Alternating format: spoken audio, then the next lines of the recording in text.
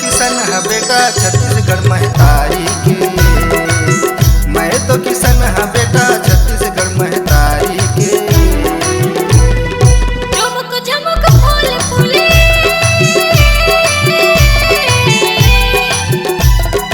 झुमुक झुमुक फूल फूले, गोंदा फूल बारी के।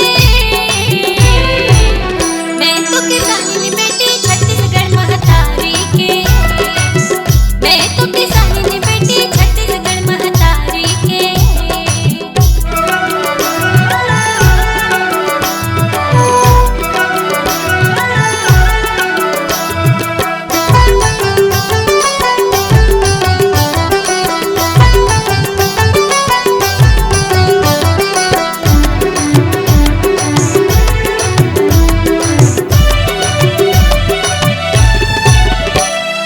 जांगर टोगरे बूता करथन हम तो खेती खार मां। भात बसिहा गज मिठाथे बैठे खाथन पार मां।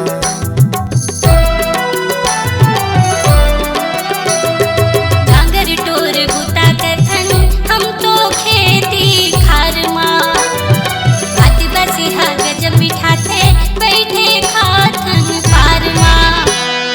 कुहुक कुहुक नीक लागे,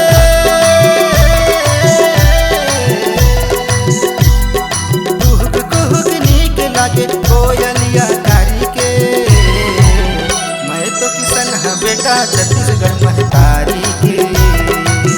मैं तो किसानी बेटी छत्तीसगढ़ महतारी के।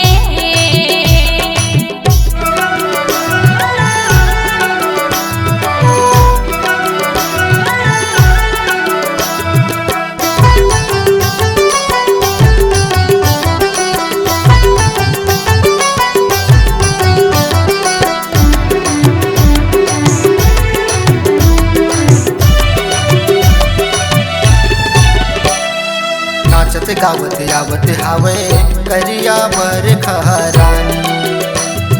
छाता घुमरी ओढ़ के कर ले बोझी किसानी।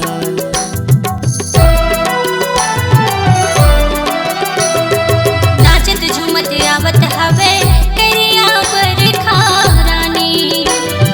छाता घुमरी ओढ़ के कर ले बोझी किसानी। कुहुक कुहुक नीक लागे,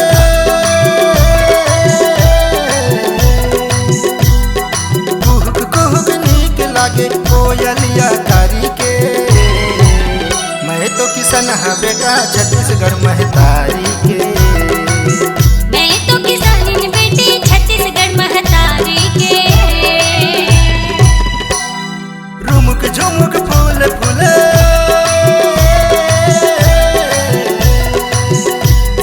रुमुक झुमुक फूल फूले, गोंदा फूल बारी के।